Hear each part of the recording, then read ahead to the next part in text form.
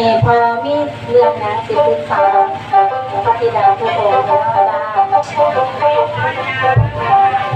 คุณพารักษาเจ้าอันจริงนะนี่เรียกว่าเทพที่ดาจ้าพ่อมีเรื่องยังสิมาตูยาฟังกระเบากันนะพ่อคือว่าเดี๋ยวนี้น่ะพญาพุนเฮือนและแม่หลานน้อยเพิ่นมาขอลูกน้ำพอแต่พ่อน่ะเห็นตั้งแต่เทวบุตรผู้เหมือนบุญสามบารมีน้ำพอเสียให้ลูกไปเกิดน้ำพอบุญเฮือนและแม่หลานน้อยเจ้ายังมีบุญอยู่ถ้าเราเบาแน่ล่ะผู้ว่าจะลงไปเมื่อมันหลุดนั่งสีน้ำบากเดี๋ยวพอให้อยู่น้ำพอเพื่อเก่าดีเป็นยังลงไปห้าจะได้กับพื้นจำคืนมาหาพอดอกหาคือทอดพอกันลงไปทรงเทพประพุทธพระองค์ไอเดียมาพูดไอสิวันจังไรที่ไปน้ำลายอยู่พอลาว่าจะไปเด้อยากอยู่น้ำลายที่เก่าแม่ไม่จะลองไปใส่น่าจะที่เลิกไปจัดเป็นทั่วเดี๋ยวนี้เจ้าดำเนินบุญสร้างบารมีน้ำพอละลาเลยให้เจ้าล่วงไปเกิดตามข้ามไต่มนุษย์คนก่อนจากเจ้าสิล่วงไปเกิดก่อนสิเขาท้องแม่น่ะให้เจ้าใส่สุดจับเจ้าเสด็จบ่ได้เกิดมากคือคนธรรมดาอ้าวใหญ่ไอเด็กพระพุทธไปใส่สุดดำฉันบอกหน่อยเด็กพระพุทธมันจริงงานก็อยู่บีบเสด็จล่วงไปใส่กรรมใส่เวรตั้งแต่ชาติก่อนพุ่นกรรมทำพอให้ดีมาเป็นไงล่ะครับหาพักกันไปเด้อพอสิเขาไปพัก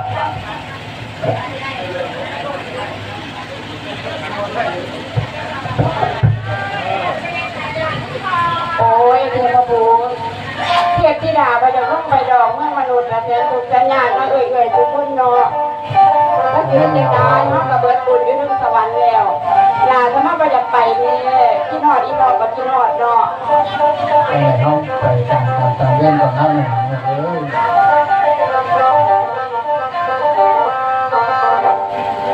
แล้วว่าบัดนี้นะคุณแม่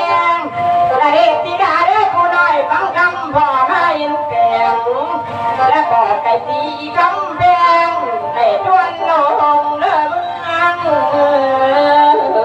ไตและพี่นางเอ๋ยจิตใจนางมามองสาวคิดเห็นข้าวอยู่ถึงหัวเด้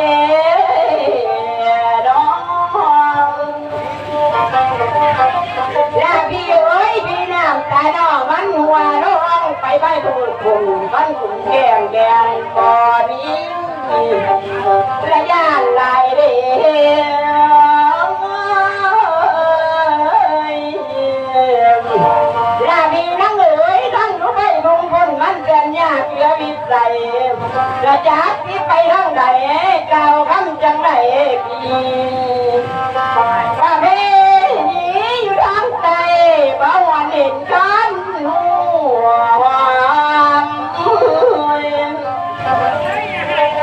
และได้พระบุตรพี่เอ๋ยมาอ่อนซ้อนละบอนที่ห่างละบนยังว่าละล้มมิตรตัดมันนัดไปคนละเจจังว่าเลยนี่เปมันนัดไปคนละบอนและมีนางเอ๋ยมาวันซ้อนบอนเสียงสวัสดิ์สั่งละพรละเพนั่นกำหอ